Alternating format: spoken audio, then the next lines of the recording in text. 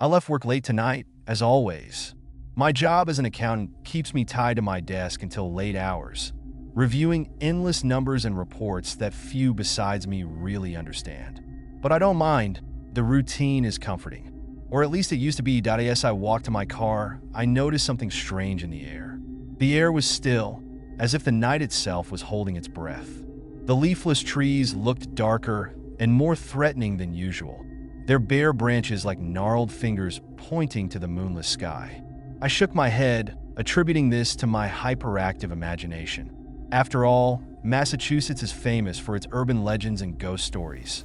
But as I drove home, I couldn't shake this feeling that something was wrong.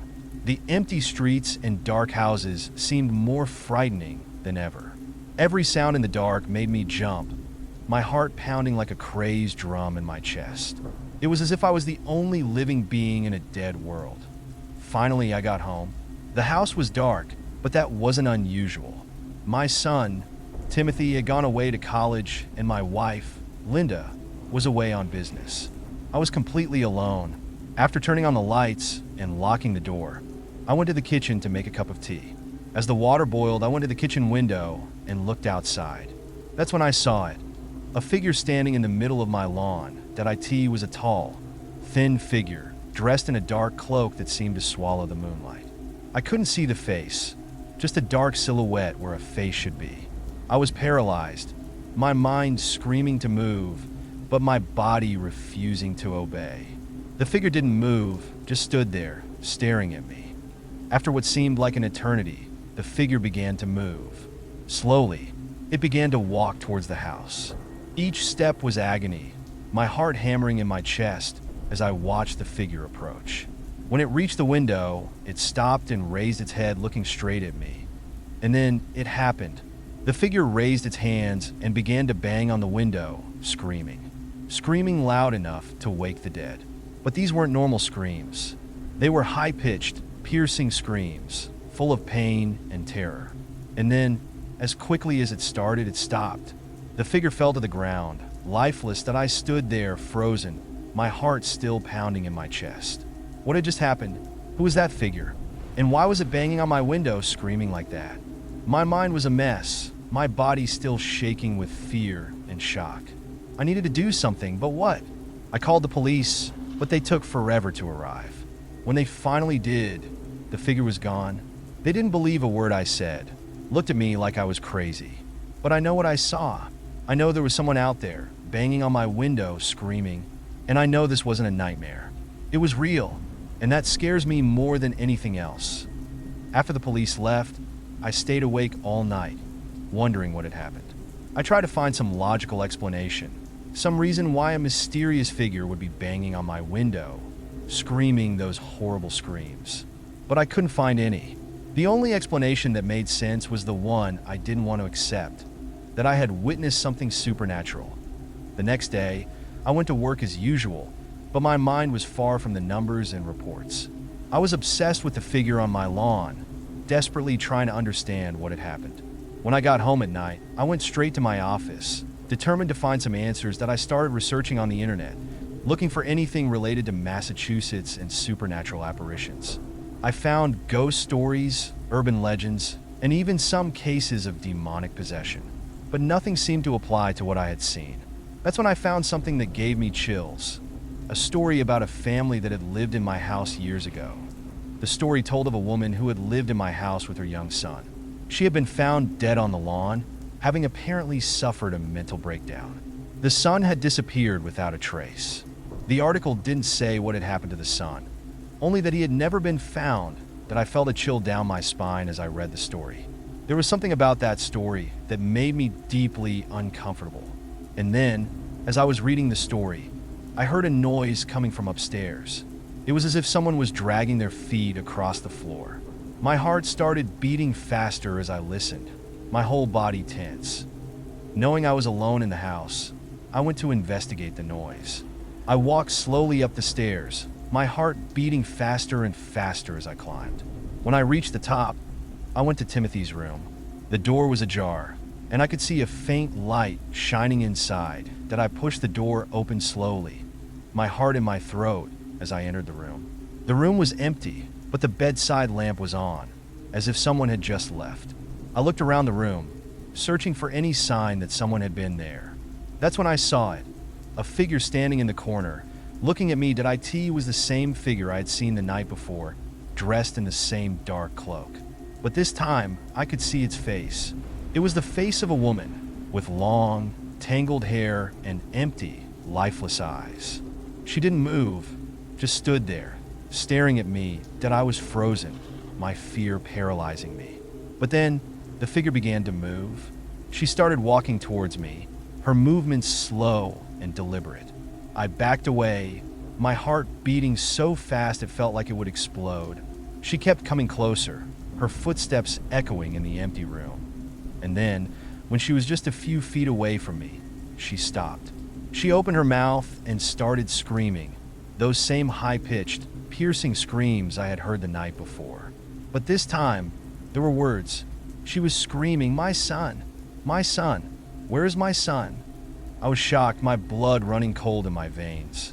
That figure was the woman from the story I had read, the woman who had died on my lawn. And she was looking for her son, the son who had disappeared without a trace. That I felt a wave of terror washing over me as the figure continued to scream. I had to do something, had to find a way to help her. But what could I do? How could I help someone who was beyond the world of the living? As the figure continued to scream, I knew I had to do something. I had to find a way to help this woman find her son and put an end to this nightmare once and for all. But how? And what if I failed? What if I couldn't help her? These questions haunted me as I stood there, paralyzed by fear and uncertainty. When my mother left me at the boarding school in Louisiana, I already knew that this place was different.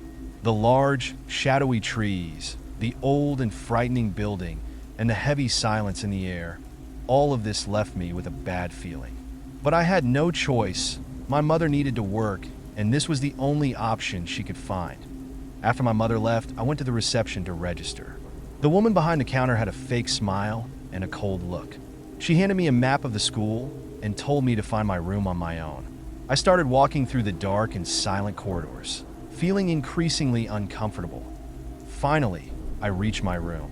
It was small and windowless, with only a bed, a desk, and a chair. There was something strange in the air, as if someone had just left the room. I shook my head, attributing this to my hyperactive imagination. After all, I was in a new school. It was normal to feel a little nervous. Later, while I was exploring the school, I saw him. The janitor. He was in the hallway, scrubbing the floor with an old and dirty mop. He was tall and thin, with long white hair and a scruffy beard. His eyes were empty and frightening. As if he wasn't really there, that I tried to smile and say hi, but he just stared at me expressionlessly and continued scrubbing the floor. I felt a chill down my spine as I went on my way. There was something very wrong with that man the following days. I tried to adapt to the new school. The other students were strange and reserved, and the teachers were stern and distant. But I was determined to make friends and adjust. One day, while I was exploring the school, I heard something strange coming from one of the rooms in the basement. It was as if someone was crying. Curious, I went to the door and opened it. What I saw shocked me. It was the janitor, sitting in the corner, crying like a child. He didn't see me, so I took the chance to look around the room. There were pictures scattered on the floor, pictures of a happy family, a smiling woman, a laughing man, and a child with bright eyes. It was the janitor's family, I realized, but there was something wrong with the photos. The family looked happy, but there was a sadness in their eyes, as if they knew something terrible was about to happen. Suddenly, the janitor looked up and saw me. His eyes filled with anger, and he started yelling at me, cursing me with things I didn't even know existed. I ran out of the room, with my heart pounding in my chest. What had I just seen? Why was the janitor so upset? And why did he have those photos of his family in the basement? As I ran down the hallway, I realized that this school was much stranger than I thought.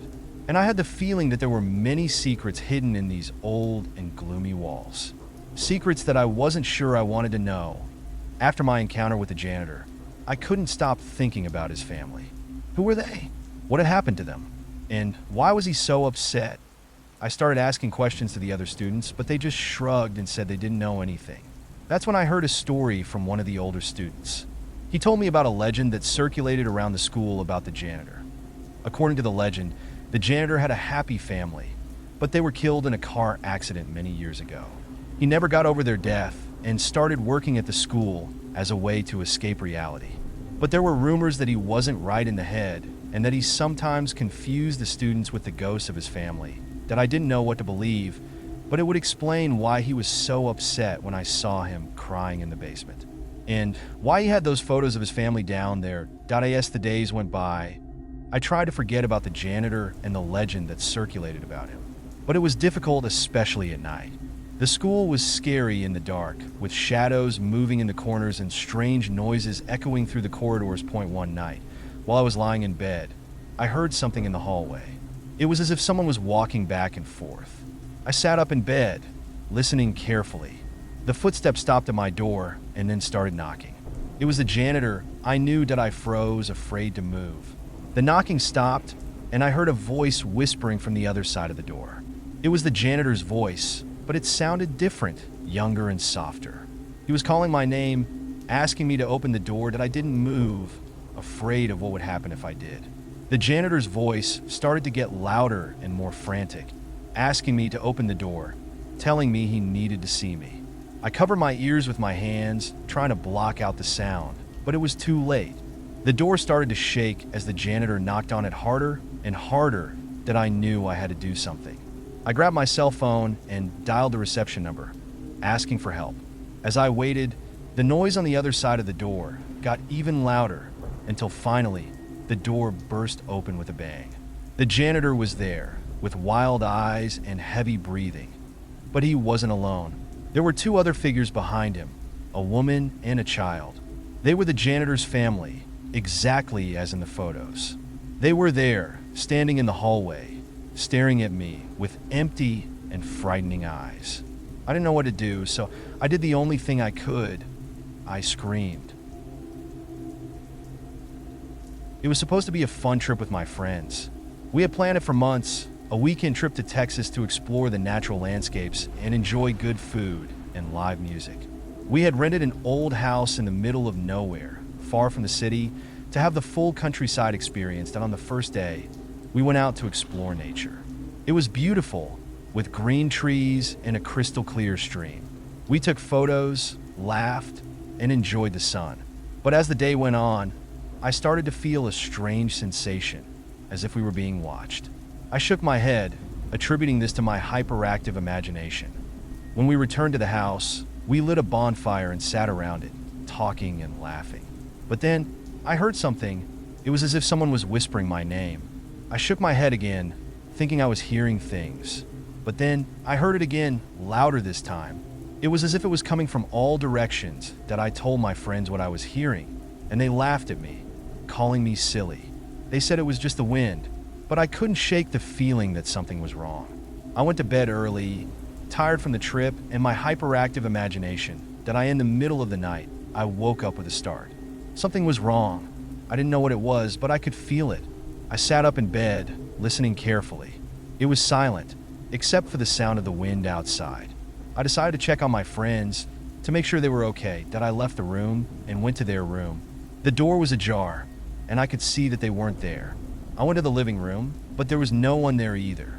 I went to the kitchen, and that's when I saw it. There was something written on the wall in blood. It was a message for me. Leave now, while you still can. I froze in place, afraid to move. What was happening? Where were my friends? And who had written that message? I couldn't understand anything. I grabbed my cell phone and dialed the police number, asking for help. While I waited, I heard something outside. It was as if someone was walking around the house. I hid in the corner, afraid of what might happen. When the police arrived, they found the house empty, except for me. They didn't believe my story, saying I was probably just playing around. They left, leaving me alone in the house. I didn't know what to do, so I decided to do what the message said. I packed my things and left, leaving behind the house and my missing friends. That I couldn't sleep that night. My mind was racing with what had happened. The next day, I decided to go to the police station and tell them everything that had happened. They finally took it seriously after I told them about the message written on the wall in blood. They promised to investigate and keep me informed. Meanwhile, I couldn't shake the feeling that something was very wrong. I decided to do my own investigation. I started searching the internet about the house we had rented. That's when I found something scary. The house had a dark history. Many years ago, a family had lived there and had disappeared without a trace. The house had been investigated by the police at the time, but no trace of the family was found. That I couldn't believe what I was reading. Would this explain why I felt so uncomfortable in the house? Were the spirits of the family trying to tell us to leave? I didn't know what to think, but I knew I had to tell the police what I had discovered. That I called the police station and told the detective who was handling the case about the history of the house. He was surprised by my discovery and said he would investigate even deeper. He also said that they still hadn't found any sign of my friends, but that they were following all leads. That I spent the rest of the day worrying about my friends and what had happened. I couldn't shake the feeling that something very bad had happened to them. I couldn't believe we had fallen into such a scary trap. That I didn't hear anything from the police for a few days, which made me even more worried. I decided to go back to the house to see if I could find any clues that might have been left behind. When I got there, I noticed that the front door was open. I entered carefully, my heart pounding in my chest. That I searched the house, but there was no sign of my friends. That's when I heard a noise coming from the basement. I went down the stairs carefully, my heart beating faster and faster. When I reached the bottom, I saw something that left me breathless. There was an open door, and I could see my friends inside, tied up and gagged. That I ran to them and started trying to untie them. That's when I heard a voice behind me. "Don't move." It was the owner of the house, pointing a gun at me. "You shouldn't have come back here," he said in a sinister voice. That's when I realized we had been tricked. The owner of the house was the same man who had disappeared years ago with his family. He had come back to take revenge on whoever entered his house. That I didn't know what to do, but I knew I had to do something to save my friends. I started to struggle with the man, trying to get his gun. That's when the police arrived, having followed my clues to the house. They came running in and arrested the man, saving all three of us. As we sat at the police station, telling everything that had happened. I couldn't believe how lucky we had been. If I hadn't discovered the history of the house, we could have been the next family to disappear without a trace. It was a scary experience that the three of us would never forget. And I was sure that we would never go on a trip again without first doing a thorough investigation about where we were going to be. I always knew there was something wrong with the house. From the first moment I saw it, it gave me chills, but I needed a place to live, so I ignored my instinct and moved in. It was a terrible mistake. Things started to get strange almost immediately. I heard strange noises at night, as if someone was walking around the house. I saw things moving in the corner of my eye, but when I looked, there was nothing there.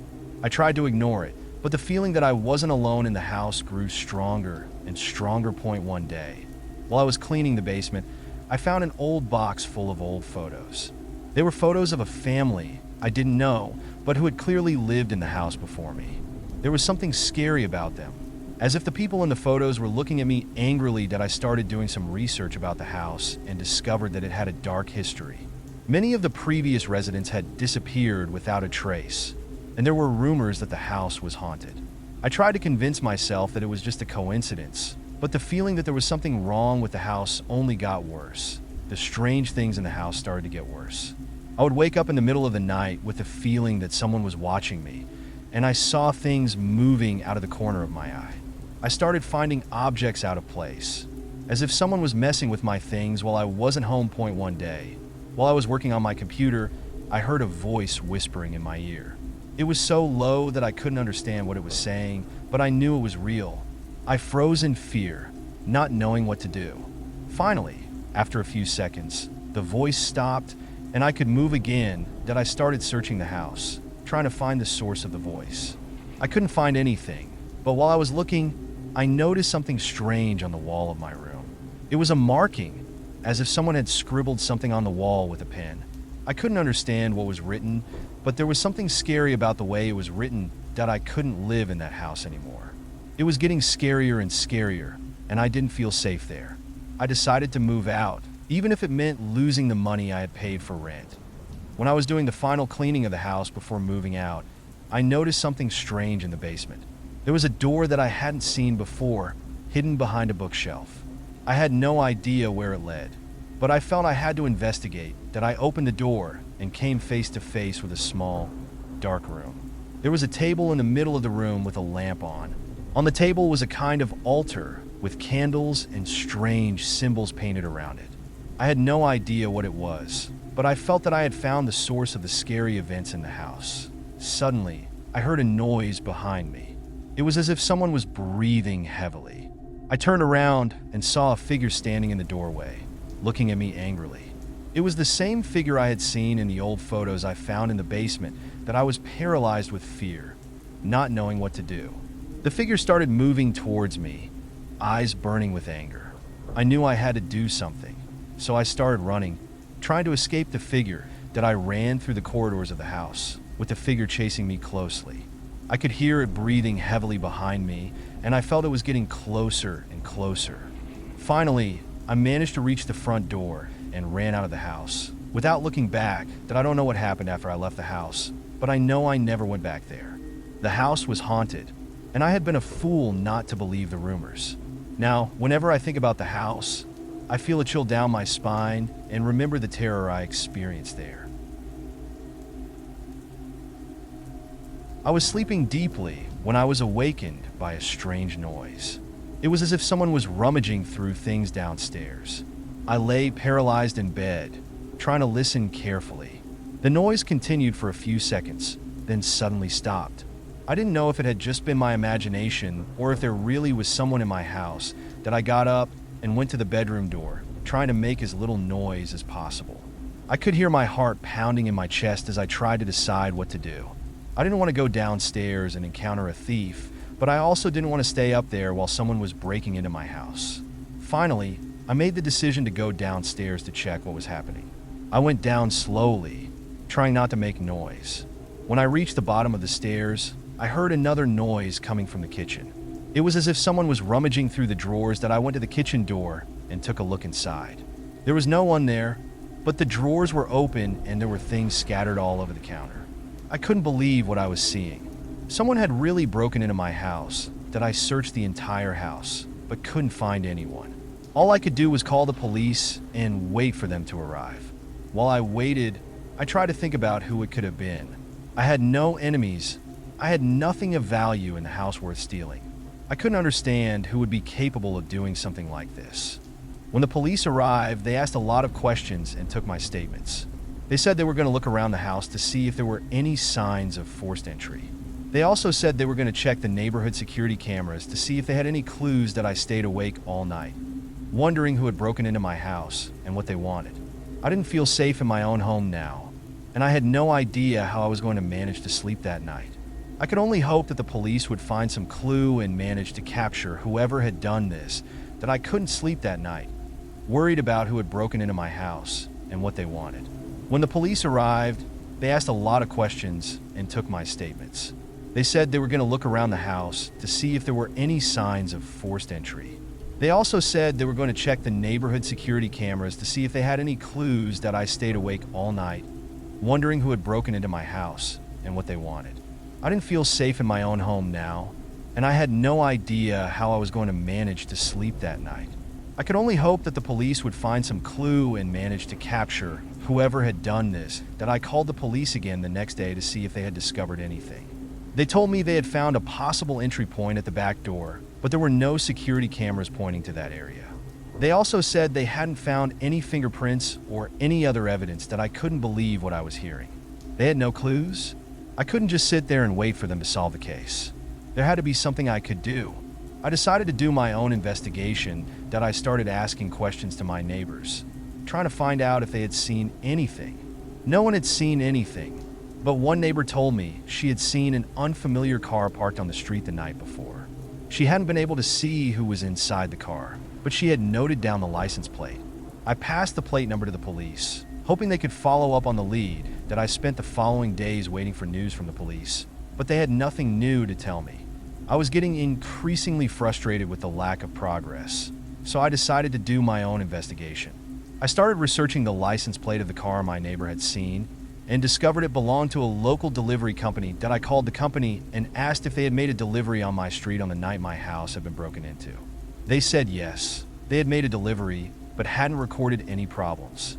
They also said that the driver had recently been dismissed because of a behavior issue. That I couldn't believe what I was hearing. Could the driver have stolen something from my house while making the delivery?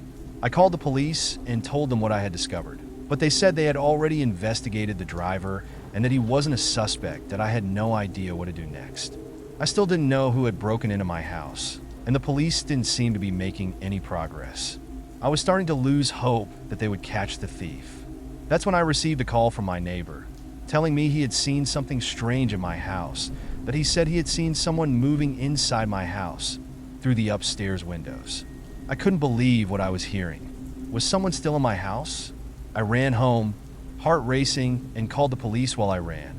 When they arrived, they searched the house and found the thief hiding in my closet. They arrested him, and I could finally breathe easy again.